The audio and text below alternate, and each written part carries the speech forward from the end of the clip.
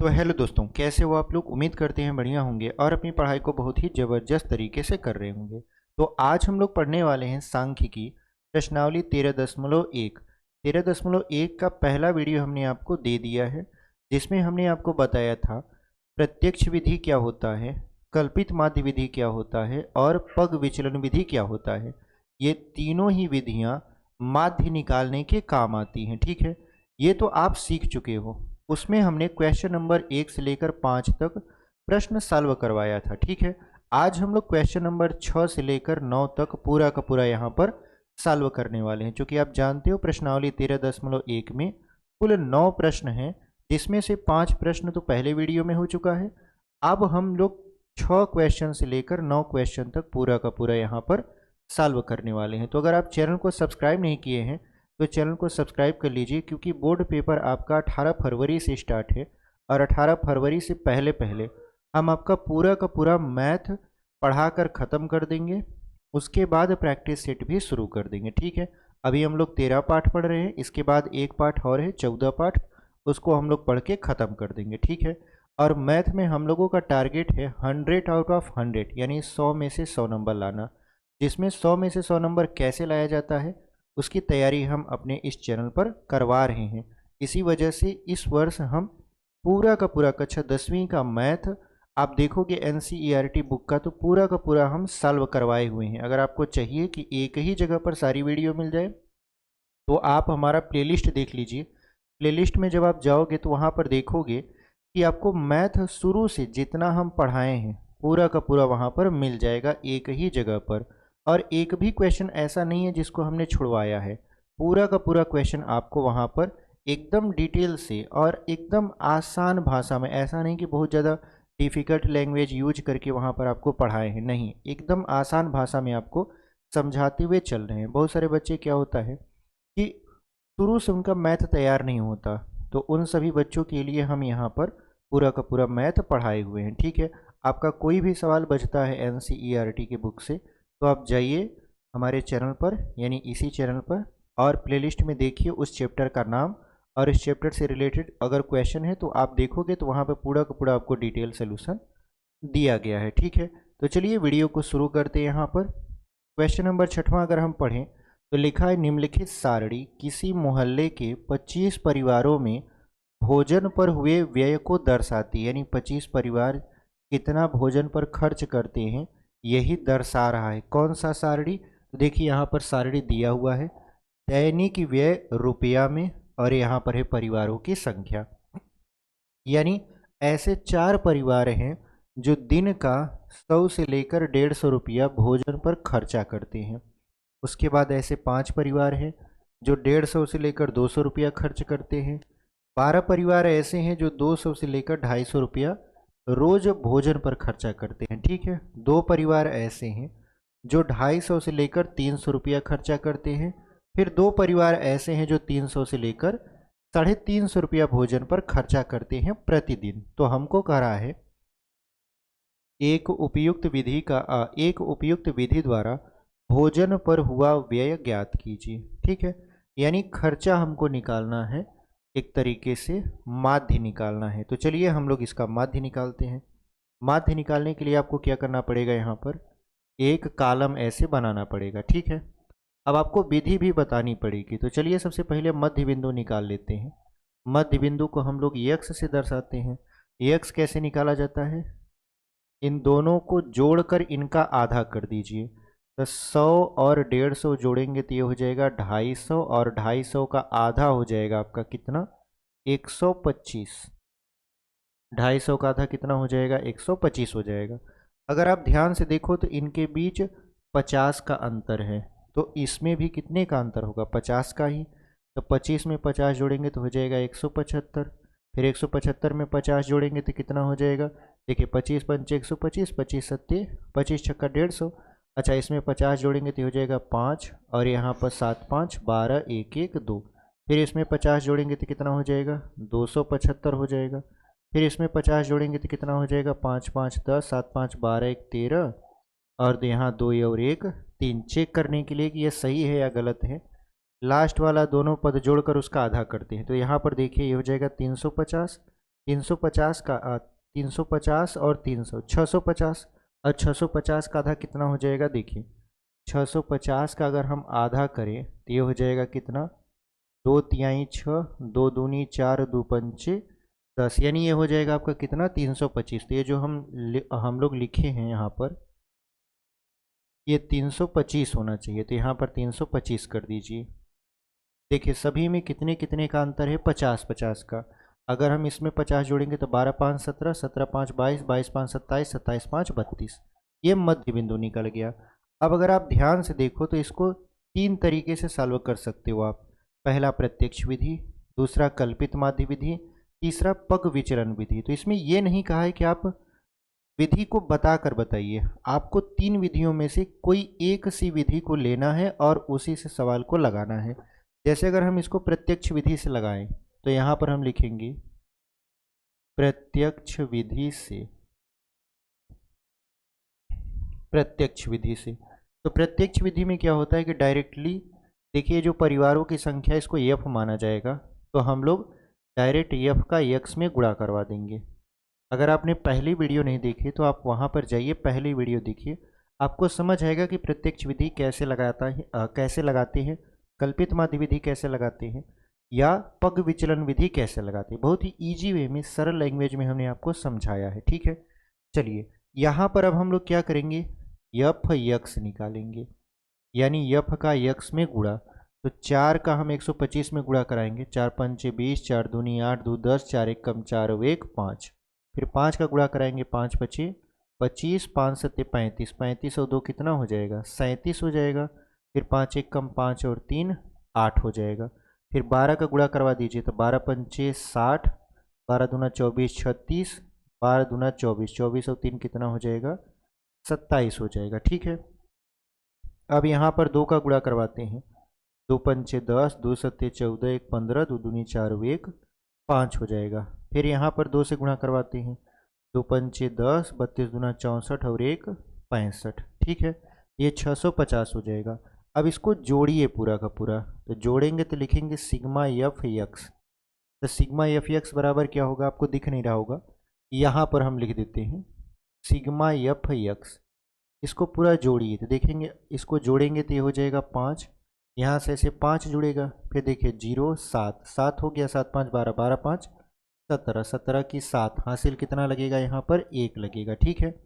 उसके बाद 5 और 8 13, 13 और 7 20, 20 5 25, 25 और 6 कितना हो जाएगा?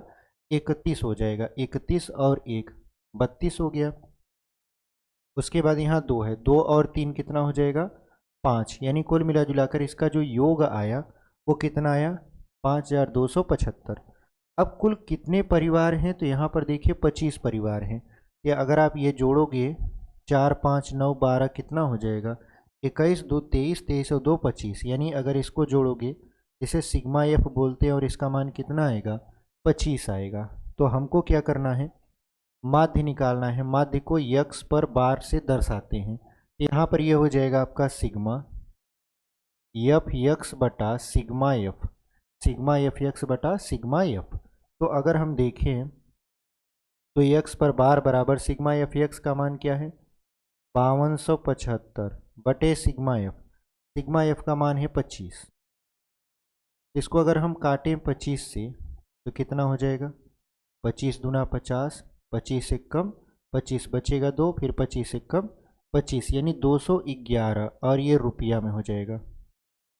और यही हमारा फाइनल उत्तर है। मतलब इसका जो दैनिक व्यय है रुपया में, माध्य व्यय, वो आ गया आपका 211 रुपया। तो यही आपका उत्तर है। तो उम्मीद करते हैं कि आपको ये सवाल बहुत ही बेहतरीन तरीके से समझ में आया होगा। तो चलिए हम लोग इसको इरेज कर देते हैं और बढ़ जाते हैं अपने अगले क्वेश्चन पर। तो इसको हम लोग यहाँ पर मिटा देते हैं। चलिए क्वेश्चन नंबर यहाँ पर 7वां। क्वेश्चन नंबर 7वां हमसे क्या कह रहा है? यहाँ पर कह रहा है कि वायु में सल्फर डाइऑक्साइड की सांद्रता को पार्ट्स प्रति मिलियन में मापा जाता है, यानी भाग प्रति मिलियन में। ये आपको क्लास 11th में मिलेगा सांद्रता, ठीक है। को ज्ञात करने के लिए एक नगर के 30 मोहल्लों से आंकड़े एकत्रित किए गए, जिन्हें नीचे प्रस्तुत किया गया है, ठीक है। नीचे यहाँ पर आपको दिखाया गया है। कहाँ पर? देखिए यहाँ पर ये डाटा दिया है, आपकी किताब में भी ये आपका बना बनाया दिया होगा। हम यहाँ पर इधर नहीं लिखे हैं, हम इसको बोर्ड पर लिख दिए। ठीक है, कह रहा है कि वायु में SO2 की सांद्रता का माध्यक ज्ञात कीजिए। माध्य ज्ञात कीजिए, माध्यक बोलता तो ये माध्यिका हो जाता। तो यहाँ पर माध्य हमको ज्ञात करना है, इसका SO2 की सांद्रता का, यानी सल्फर डाइऑक्साइड की सांद्रता का हमको माध्य ज्ञात करना है। तो चलिए ज्ञात कर लेते हैं। देखिए सबसे पहले इसका क्या निकालेंगे हम लोग? मध्य बिंदु निकालेंगे। तो यहाँ पर ये हो जाएगा, एक कॉलम यहाँ पर हो जाएगा, और मध्य बिंदु को हम लोग यक्ष से दर्शाते हैं। मध्य बिंदु कैसे निकलता है? निम्न पद और उच्च पद दोनों जोड़कर आधा कर दीजिए। तो 0.00 में 0.04 जोड़ेंगे तो 0.04 ही आएगा, और उसका आधा कर देंगे तो ये आएगा 0.02। अब देखिए इनके बीच 4 का अंतर है। कितने का अंतर है? 4 का अंतर है। ठीक है, तो 4 का अंतर है, तो यहाँ पर इसके भी बीच कितने का अंतर करेंगे? 4 का अंतर करेंगे तो 0.06 हो जाएगा। देखिए 2 और 6, 4 का अंतर हो गया। फिर 4 का अंतर करेंगे 0.10। बेसिकली हम क्या कर रहे हैं इसमें? 0. अगर आप देखो ध्यान से तो 0.04 का अंतर है इसमें। ठीक है, ऐसे अंतर है, इतने का अंतर है। तो 0.04 हम क्या कर रहे हैं? हर बार जोड़ते हुए चले जा रहे हैं।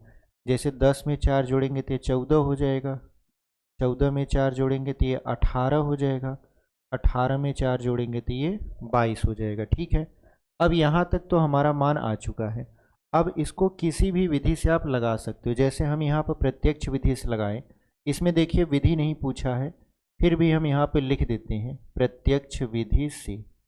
प्रत्यक्ष विधि से मतलब डायरेक्ट हम लोग यहाँ पर गुणा कर देंगे। किसका? ये बारंबारता है, इसको यफ से दर्शाते हैं, और ये यक्स है तो यफ का यक्स में गुणा हो जाएगा आपका। ठीक है, अब देखिए 4 का 0.02 में गुणा करेंगे तो 0.08 आ जाएगा। अब 9 छक 54 होता है, यानी 0.54। उसके बाद 9 दहा में 90, यानी 0.90। फिर 14 दूना 28, 0.28। फिर 18 चौक 72, 0.72। और 22 दूना 44, 0.44। ठीक है, ये आपका क्या आ गया? यफ यक्स आ गया। तो इसको जोड़ लेते हैं तो आएगा सिग्मा एफ यक्स। इसको जोड़िए, सिग्मा एफ यक्स बराबर क्या होगा? 8 4 12, 12 8 20, 2 22, 4 26 हो जाएगा। हासिल कितना हो गया? 2। ये 0 और 5, 5 आएगा। 5 और 9 14, 14 और 2 16, 16 7 23, 23 और 4 27, 27 और 2 कितना हो जाएगा? 29, और यहाँ पर 2 हो जाएगा। ठीक है, यानी 2.96। अब यहाँ पर इसको जोड़ेंगे, 9 4 13, 13 9 कितना हो जाएगा? 22, 2 24, 4 26, और 2 कितना हो जाएगा यहाँ पर? 28, जबकि 30 होना चाहिए। देखिए 4 और 9 13, 13 9 22, 22 2 24, 4 28, 2 30, यानी सिग्मा एफ को जोड़ेंगे तो कितना हो जाएगा? 30 हो जाएगा। अब क्या करना है यहाँ पर? अब हमको माध्य निकालना है। तो माध्य बराबर होता है आपका यहाँ पर sigma F x, sigma F x बटा सिग्मा एफ, यही होता है।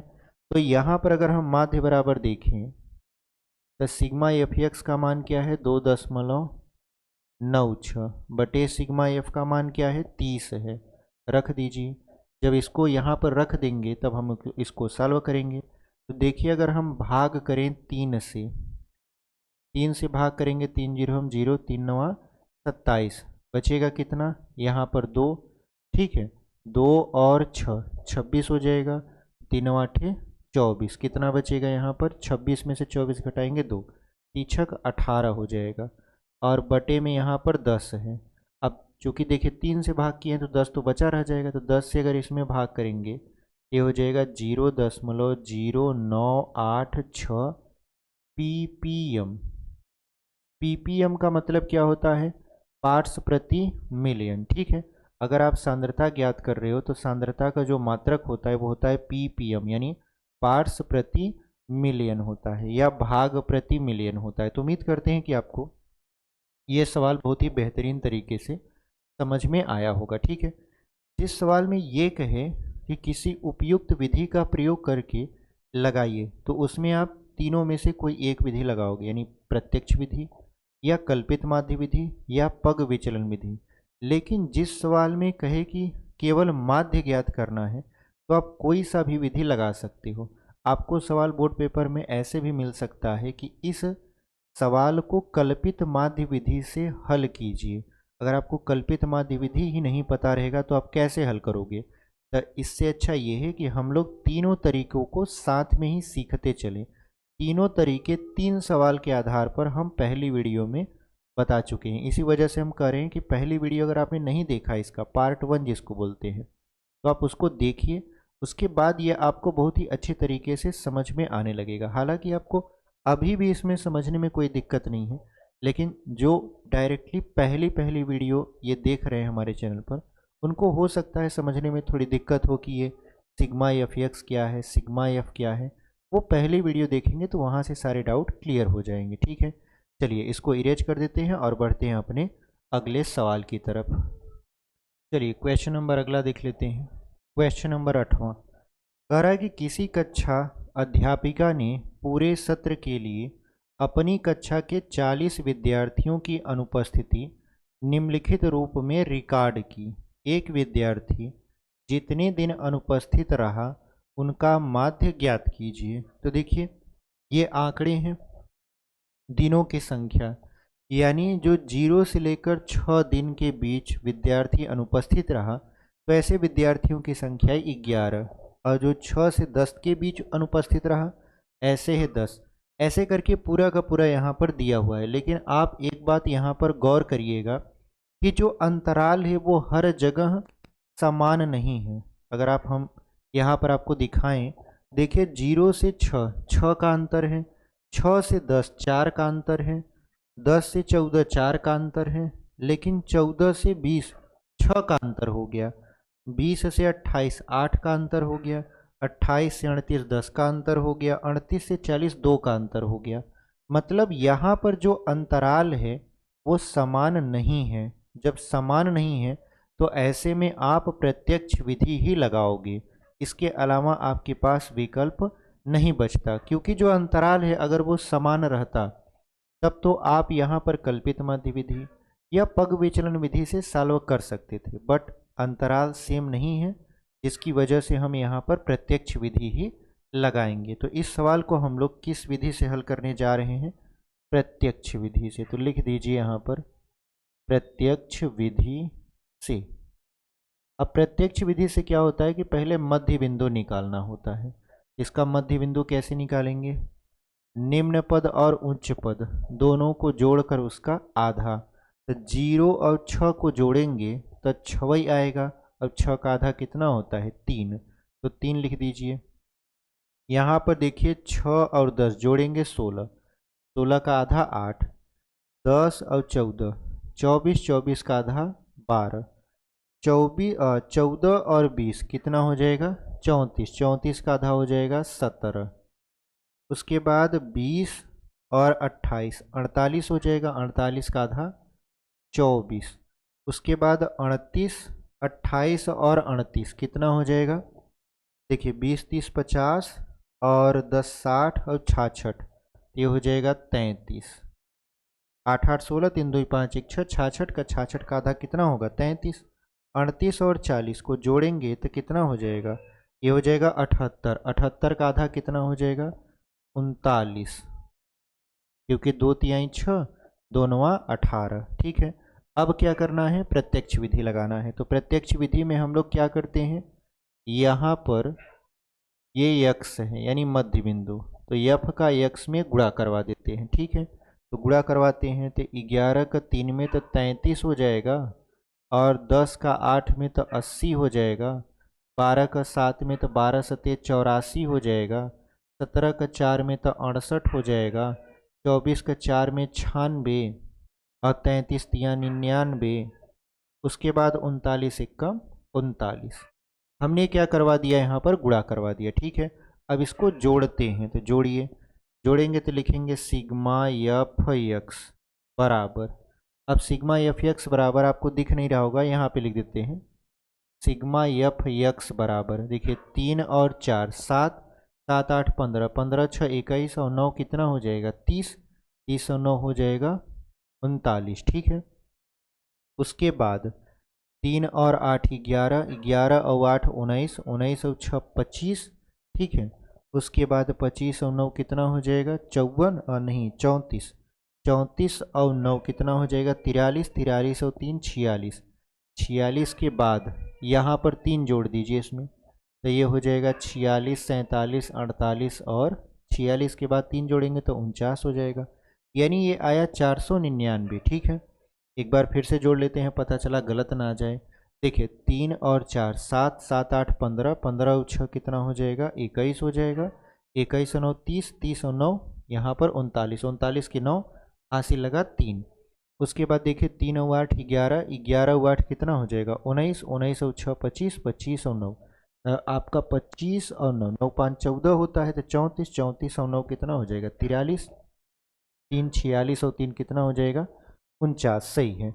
उसके बाद अगर हम यहाँ पर देखिए इसको जोड़ें, तो जोड़ेंगे तो कुल 40 आएगा, क्योंकि 40 विद्यार्थी हैं, तो मतलब सिग्मा एफ बराबर कितना हो गया 40। तो यक्स पर बार, जिसको हम लोग माध्य बोलते हैं, सिग्मा एफ यक्स बटा सिग्मा एफ होता है। तो यक्स पर बार बराबर सिग्मा एफ यक्स का मान 499, और ये हो जाएगा बटा 40। तो इसको हमको हल करना है, तो अगर हम 4 से इसमें भाग कर दें, ये हो जाएगा 4 एक कम 4, 4 दूनी 8, बचेगा कितना 1 9 19, तो 4 चौक 16, फिर 4 से 28, 4 पंचे 20, और बटे 10।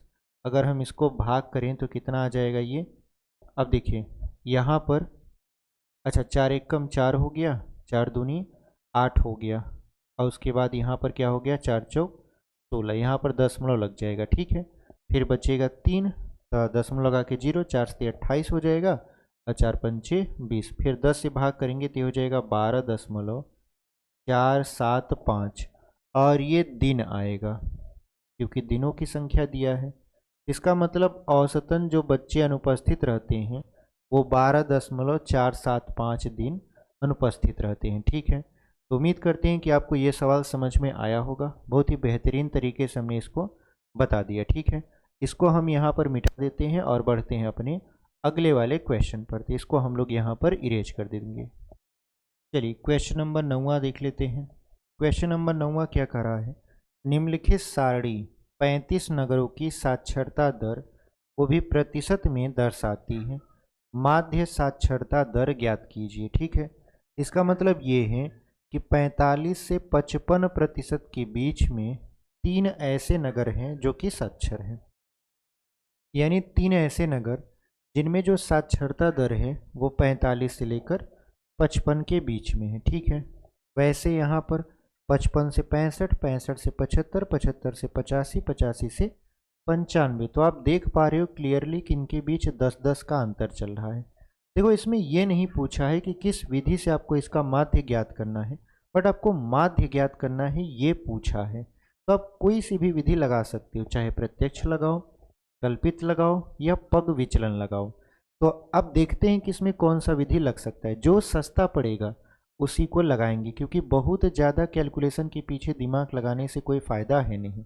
हमारा उत्तर सटीक, कम समय में और आराम से आ जाए बिना गलती के, इसी बात पर हमको जोर देना है। तो यहाँ पर देखिए हम लोग लिखेंगे सबसे पहले मध्य बिंदु जो कि है यक्स। अब मध्य बिंदु कैसे निकालते हैं, ये जो निम्न पद और उच्च पद हैं दोनों को जोड़कर उसका आधा कर लीजिए। तो देखिए 45 और 55 को जोड़ेंगे तो 100 आएगा, और 100 का आधा हो जाएगा 50। अब इनके बीच अंतर कितने का है, 10 का अंतर है, तो इधर भी 10-10 आगे बढ़ता चला जाएगा। तो 50 और 10 कितना हो जाएगा 60, 60 10 70 80, और यहाँ पर 90 हो जाएगा, ठीक है। अब अगर हम देखें तो मध्य बिंदु हमको पता चल चुका है, तो हम इसको प्रत्यक्ष विधि से आराम से लगा सकते हैं। यहाँ पे लिख देते हैं प्रत्यक्ष विधि से,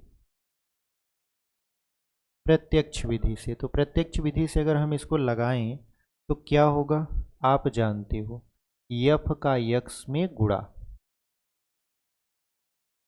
यफ का यक्स में गुणा। यफ होता क्या है, ये वर्ग अंतराल को छोड़कर जो यहाँ दिया रहता है यही आपका यफ होता है। तो ये आपका यफ है, यानी बारंबारता। ठीक है, अब 3 का गुणा 50 में कराएंगे तो 150 आ जाएगा। फिर 10 का गुणा 60 में कराएंगे तो 600। 11 सते 77, 8 अठाई 64 और 9 तिरिक हो जाएगा 27, यानी 270। अब इसको जोड़िए, जिसको बोलते हैं सिग्मा एफ एक्स बराबर, अब इसको जोड़ेंगे तो हो जाएगा 0।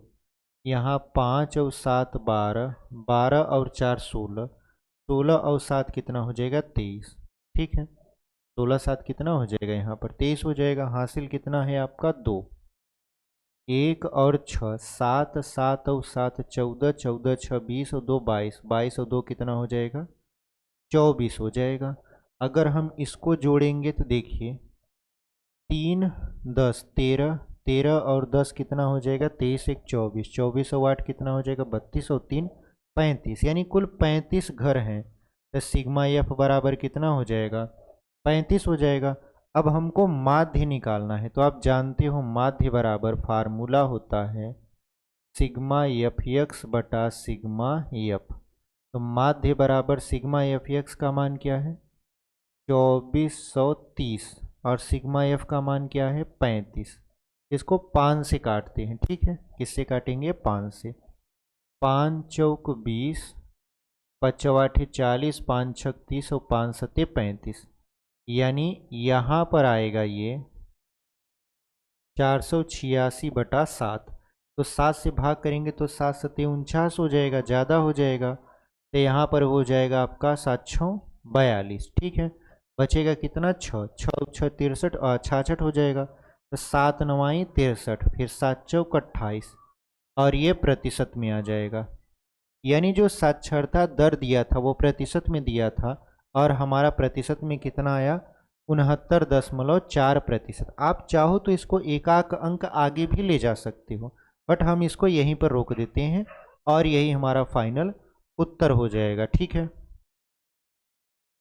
तो इस तरीके से हमारा 9वां प्रश्न भी सॉल्व हो चुका है। तो प्रश्नावली 11.1 अब पूरी तरीके से समाप्त हो चुका। 2 वीडियो हमने बनाया इस पर, एक 13.1 का जिसमें 1 से लेकर 5 तक क्वेश्चन था। दूसरा जो है आपका वो था आपका 6 से लेकर 9 तक। ठीक है, जहां पर हमने बहुत ही बेहतरीन तरीके से इस क्वेश्चन को यहां पर सॉल्व किया। तो उम्मीद करते हैं कि आपको हमारी वीडियो पसंद आई होगी। अगर अभी तक चैनल पर बने हुए हैं तो चैनल को सब्सक्राइब कर लीजिए। वीडियो पसंद आई है तो लाइक कर दीजिए, अपने दोस्तों तक भी इसे शेयर कर दीजिए। तो मिलते हैं इसी के साथ एक अगले वीडियो में, जहाँ पर हम लोग प्रश्नावली 13.2 को सॉल्व कर रहे होंगे और उसको समझ रहे होंगे। उसमें बहुलक पूछता है। ठीक है, बहुलक क्या होता है, बहुलक के लिए क्या फार्मूले लगते हैं, परिभाषा क्या होता है बहुलक का, बहुत ही बेहतरीन तरीके से हम आपको समझाएंगे। ठीक है, तो चलिए वीडियो को यहीं पर ख़त्म करते हैं और ऐसे ही पढ़ते रहिए और आगे बढ़ते रहिए।